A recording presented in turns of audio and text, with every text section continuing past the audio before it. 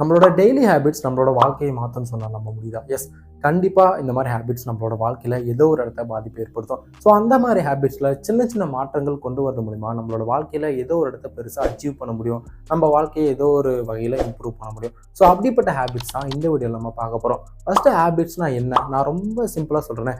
Habit அப்படின்றது நம்ம daily எழுந்திரிச்சு பல்லு விளக்குறோம், ஸோ குளிக்கிறோம், ஒர்க் போகிறோம், காலேஜ் போகிறோம், ஆஃபீஸ் போகிறோம். ஸோ இது எல்லாமே வந்து ஹேபிட் தான். நம்மளோட சப்கான்ஷியஸ் மைண்ட் நம்மளோட ஹெல்ப் இல்லாமல் எந்த ஒரு எஃபோர்ட்டுமே இல்லாமல் அந்த ஒர்க்கை நம்மளே பண்ண வைக்கிறது. இதுக்கு எந்த ஒரு எஃபோர்ட்டும் போட மாட்டோம். ஈவன் அந்த ஒர்க்கை செய்யறதுக்கு செலப்பாக இருக்குமே தவிர மற்றபடி எந்த ஒரு கஷ்டமும் இருக்காது. இதை தான் வந்து நம்ம ஹேபிட் அப்படின்னு சொல்லுவோம். ஸோ அந்த ஒரு ஹேபிட்டில் சின்ன சின்ன மாற்றங்கள் கொண்டு வரது மூலிமா நம்மளோட வாழ்க்கையை கண்டிப்பாக மாற்ற முடியும். ஸோ அப்படிப்பட்ட ஹேபிட்ஸ்லாம் என்னென்ன அப்படின்னு தான் இந்த வீடியோவில் நம்ம டிஸ்கஸ் பண்ண போகிறோம். இதெல்லாம் ஒரு ஹேபிட் அப்படின்ற அளவுக்கு இந்த வீடியோவில் அந்த ஹேபிட்ஸ்லாம் இருக்கும். ஸோ வீடியோ ஸ்கிப் பண்ணாமல் பாருங்கள். இந்த வீடியோ உங்களுக்கு ஒரு லைஃப் சேஞ்சிங் வீடியோ கொடுக்கலாம். ஓகேவா? ஸோ ஃபஸ்ட் ஹேபிட் என்ன அப்படின்னா, starts with our bed. Starts with our பெட்னா நம்மளோட பெட்டை வந்து நீட்டாக க்ளீனாக வச்சுக்கிறதுலேருந்து ஸ்டார்ட் பண்ணுவோம். எப்படின்னா, இப்போ நம்ம எந்திரிச்சோடனே காலைல நம்மளோட பெட்டெல்லாம் கலைஞ்சிருக்கும் இல்லையா? ஸோ அதை நம்மளே சரி பண்ணுறது மூலிமா கண்டிப்பாக அது நல்ல ஒரு டிசிப்ளினை நம்ம கொடுக்கும், நல்ல ஒரு ஃபீலை கொடுக்கும், நல்ல ஒரு பாசிட்டிவ் தாட்டை கொடுக்கும். ஓகேவா? ஸோ அதனால தான் நம்ம எந்திரிச்சோடனே பெட்டை க்ளீன் பண்ணி வைக்கணும். ஸோ இது ஒரு நல்ல டிசிப்ளின் மட்டும் இல்லாமல் நமக்கு நல்ல ஒரு திங்கிங்கை கொடுக்கறதுனால ஸோ நம்ம டே வந்து நல்லா இருக்கிறதுக்கு இது ரொம்பவே ஹெல்ப்ஃபுல்லாக இருக்கும். நம்மளோட டே வந்து ஒரு பாசிட்டிவாக இருக்கும் அப்படின்ற மைண்டுக்கு இது வந்து நம்மளை கொண்டு வரும். நம்ம ஏதோ ஒர்க் போயிட்டு வரோம், அந்த ஒர்க் ஒழுங்காக நடக்கலனா கூட திரும்பி வந்து நம்ம படுக்கிறதுக்கு ஒரு நல்ல பெட் இருந்தால் ஸோ நம்மளோட மைண்ட் கண்டிப்பாக ரிலாக்ஸாக இருக்கும். ஸோ இதனால தான் சொல்ல வரேன், first habit starts with our bed. ஓகேவா?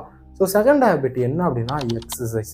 ஸோ எக்ஸசைஸ் அப்படின்னோடனே ரொம்ப ஜிம் போயிட்டு அதிகமான ஒர்க் அவுட்லாம் பண்ணணும் அப்படின்லாம் எந்த ஒரு அவசியமே கிடையாது. ஸோ நார்மலாக கார்டியோ எக்ஸசைஸே போதுமானது நம்மளோட எக்ஸசைஸ் ரொட்டீனுக்கு. ஓகேவா? ஸோ இந்த மாதிரி எக்ஸசைஸ் மட்டும் இல்லாமல் நம்ம எந்திரிச்சோடனே ஸ்விம் பண்ணுறது, இல்லை வெளியே போய் விளையாண்டு வர்றது, எந்த விளையாட்டாக வேணா இருக்கலாம். ஓகேவா? நம்மளோட ஃபிசிக்கல் ஒர்க் எதுவோ வேணா இருக்கலாம். ஸோ இந்த மாதிரி பண்ணுறது மூலிமா நம்மளால் நம்மளோட ஃபிசிக்கல் ஒர்க்கை வந்து நல்லா ஆக்டிவாக வச்சுக்க முடியும். ஆக்சுவலாக ஃபிசிக்கலாக நல்லா ஆக்டிவாக வச்சுக்க முடியும். ஸோ நிறைய ஆக்சிஜனை கன்சியூம் பண்ணுறதுனால நம்ம பிளட் ஃப்ளோவும் நல்லா இருக்கனால ஸோ அந்த டே வந்து ரொம்ப நல்லா ஸ்டார்ட் ஆகிறதுக்கு இந்த எக்ஸசைஸ் அப்படின்றது ரொம்பவே ஹெல்ப்ஃபுல்லாக இருக்குது. ஸோ அதனால் நம்ம ரெகுலர் எக்ஸசைஸ் ஃபாலோ பண்ணி நம்மளோட ஹேபிட்டில் அதை இன்க்ளூட் பண்ணிக்கிட்டோம் அப்படின்னா கண்டிப்பாக இது ஒரு நல்ல ஹேபிட் என்னை பொறுத்த வரைக்கும். ஓகேவா?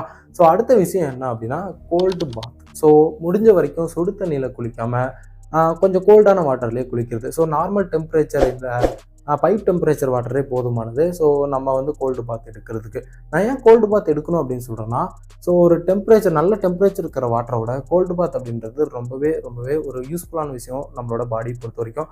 இது நம்மளோட இம்யூன் சிஸ்டத்தை இன்க்ரீஸ் பண்ணும், நம்மளோட பிளட் ஃப்ளோவை இன்க்ரீஸ் பண்ணும். அது மட்டும் இல்லாமல் நம்மளை அலர்ட் பண்ணும். நம்மளோட ஃபேஸ்லாம் அந்த பஃபினஸ் இருந்தால் இந்த கோல்டு பாத் அதை எல்லாமே எடுத்து விட்டுரும். ஸோ நம்ம உடம்பு வலிக்கு கொஞ்சம் நல்லா இருக்கும் அப்படின்னு வச்சிங்களேன். நம்ம மஸ்கில் எப்போ ரெஸ்ட் எடுக்கணும் அப்படின்னு நினைக்கிறோமோ அப்போ வந்து நம்ம வந்து ஹாட் ஷவர் எடுத்துக்கலாம், இல்லைன்னா நம்ம வந்து கோல்டு ஷவர் எடுத்துக்கலாம். ஸோ கோல்டு ஷவர் பொறுத்த வரைக்கும் எனக்கு கேட்டால் ஒரு பெட்டரான வே. நம்ம எடுத்தோடனே கோல்டு ஷவரில் குளிக்க முடியல அப்படின்னா நம்ம என்ன பண்ணலாம் அப்படின்னா கொஞ்சம் கொஞ்சமாக நம்மளோட ஹாட் ஷவரை வந்து குறைச்சிக்கிட்டே வரலாம். ஸோ ஃபஸ்ட்டு கொஞ்சம் நல்லா சூடாக ஊற்றுறோம் அப்படின்னா கொஞ்சம் கம்மியான அளவில் சூடு இருக்கணும். அதுக்கடுத்து கொஞ்சம் கம்மியான அளவில் சூடு இருக்கணும். அப்புறம் நார்மல் டேப் வாட்டர் அளவுக்கு வந்து அந்த ஹீட் இருந்தால் போதும். அதுக்கப்புறம் இன்னும் அந்த கோல்டு வாட்டர் வரும்போது ஸோ உங்களுக்கு அதுவே பழகிடும். ஸோ கிட்டத்தட்ட ஒரு 10 நாளுக்குள்ளேயே நம்மளால வந்து அந்த கோல்டு ஷவரை எடுத்துக்க முடியும். ஸோ நம்ம நினச்சா ஒரே நாளில் வந்து கோல்டு ஷவர் எடுக்கலாம். பட் கிராஜுவலாக இன்க்ரீஸ் பண்ணுறதுக்காக நான் வந்து இப்படி சொல்லிட்டு இருக்கேன். ஓகேவா? அடுத்த ஹேபிட் என்ன அப்படின்னா ரீடிங்னா எதுவாக வேணா இருக்கலாம். உங்களோட சப்ஜெக்ட் ரிலேட்டடாக இருக்கலாம், கரியர் ரிலேட்டடாக இருக்கலாம், ஸோ உங்களோட கோல் ரிலேட்டடாக இருக்கலாம், எதுவாக வேணா right has been anything in this world. ஓகேவா? ஸோ அதனால் ரீடிங் அப்படின்றது நம்மளோட நாலேஜை வளர்க்குறதுக்கான ஒரு வழி தான். ஓகேவா? ஸோ அது மட்டும் இல்லாமல் அடிஷ்னலாக இந்த மாதிரி புக்லாம் எடுத்துக்கலாம். இந்த மாதிரி புக்னா ஒரு பிஸ்னஸ் டெவலப் பண்ணுற புக்கு, ஒரு ஒரு என்டர்பிரனர் எழுதின புக்கு, ஸோ அவங்களோட லைஃப் ஜேர்னி புக்கு, இந்த மாதிரிலாம் படிக்கிறது மூலிமா ஸோ நம்ம எப்படி நம்மளோட அவுட்டர் வேர்ல்டு இருக்குது அப்படின்றத நமக்கு புரிய வைக்கும். நம்ம எப்படி அடுத்த ஒர்க்கை பண்ணுறது அப்படின்றது நமக்கு புரிய வைக்கும். அடுத்து நம்ம என்ன பண்ணலாம், ஸோ நம்மளோட லைஃப்பை எப்படி மாற்றலாம் அப்படின்றதெல்லாம் இந்த ரீடிங் மூலிமா நமக்கு தெரிய வரும். ஸோ அதனால் படிக்கிறது அப்படின்றது ரொம்பவே இம்பார்ட்டண்டான ஒரு விஷயம். ஸோ நீங்கள் ஸ்கூல் போகிறீங்க, காலேஜ் போகிறீங்க அப்படின்னா ஸோ படிக்கிறது அப்படின்றதுக்கு இப்போதைக்கு கஷ்டமாக தான் இருக்கும். அதுவும் உங்கள் சப்ஜெக்ட் ரிலேட்டடாக படிக்கிறீங்க அப்படின்னா ரொம்பவே கஷ்டமாக இருக்கும். ஒன்ஸ் நீங்கள் காலேஜ் முடிச்சிட்டிங்க அப்படின்னா ஸோ படிக்கிறது தான் ரொம்பவே இன்ட்ரெஸ்டான ஒரு விஷயம். ஏன்னா நம்ம கரியருக்கு என்ன தேவையோ அதுக்காக நம்ம படிக்க ஆரம்பிச்சிடும். நம்ம எப்போ இன்ட்ரெஸ்ட் கொடுத்து படிக்கிறோமோ அப்போ வந்து ஆட்டோமேட்டிக்காக அடுத்தடுத்த லெவலுக்கு போய்கிட்டே இருப்போம். ஆனால் ரீடிங் அப்படின்றது நம்மளோட நாலேஜ் வளர்க்குறதுக்கு ஒரு ரொம்பவே ஹெல்ப்ஃபுல்லாக இருக்கும். ஸோ அதனால் ரீடிங்கை விட்டுறாதீங்க. அடுத்த ஹேபிட் சோசியலைசேஷன். இந்த சோசியலைசேஷன்ன்றது ரொம்பவே முக்கியம் ஹியூமனை பொறுத்த வரைக்கும். ஹியூமனாக நம்ம வந்து எல்லாமே சோசியல் கிரியேச்சர் தான். பட் எப்போ இந்த டெக்னாலஜி, எப்போ இந்த இன்டர்நெட், எப்போ இந்த ஸ்மார்ட் ஃபோன்ஸ்லாம் வளர ஆரம்பிச்சதோ அப்போ நம்ம கம்யூனிகேஷனை ஸ்டாப் பண்ணிடுறோம். இப்போ எப்படி கம்யூனிகேட் பண்ணுறது அப்படின்னு தனியாகவே கிளாஸ் இருக்குது, தனியாக கோர்ஸ் இருக்குது. பட் முன்னாடிலாம் வந்து எப்படி கம்யூனிகேட் பண்ணுறதுன்னு ஏதாவது கோர்ஸ் இருந்ததா?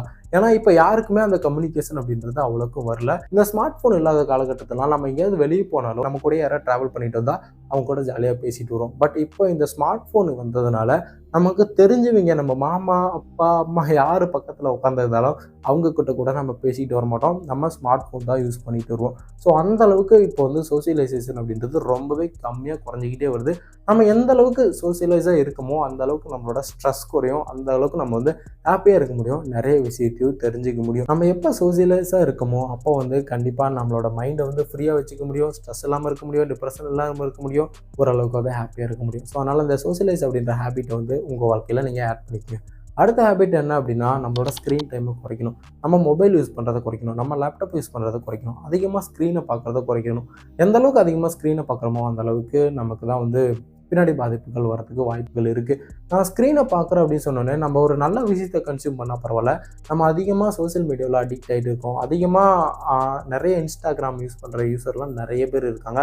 ஃபேஸ்புக் யூஸ் பண்ணுறதுல இந்தியா தான் ஃபஸ்ட் இடத்துக்கு. ஓகேவா? நம்ம எந்த மாதிரி கண்டென்ட் கன்சியூம் பண்ணுறோமோ அந்த மாதிரி தான் நம்மளோட லைஃப் வந்து மாறும். ஓகேவா?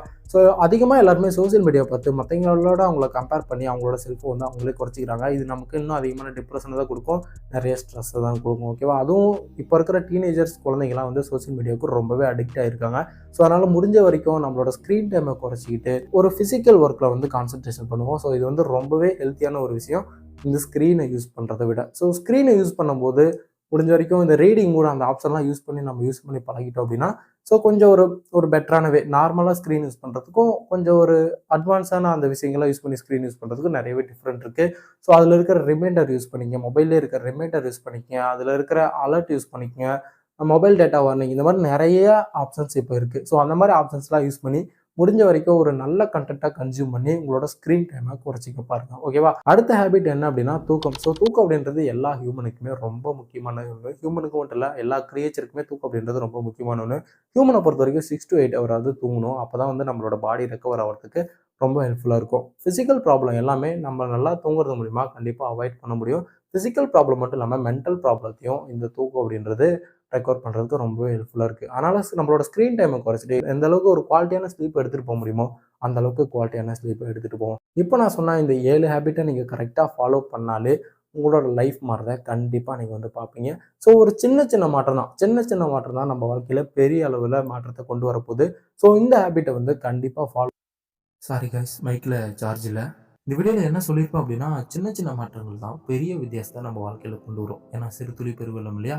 ஸோ அப்படிப்பட்ட மாற்றத்தை கொண்டு வரதுக்கு நம்ம ஹேபிட்டில் சின்னதாக ஒரு சேஞ்சை கொண்டு வந்தால் போதும், கண்டிப்பாக நம்மளோட வாழ்க்கை பெருசாக மாறிடும் அப்படின்னு தான் நம்ம இந்த வீடியோவில் சொல்லியிருப்போம். ஸோ அதனால் சின்ன மாற்றங்களை இன்னிலிருந்து நம்ம ஆரம்பிப்போம்.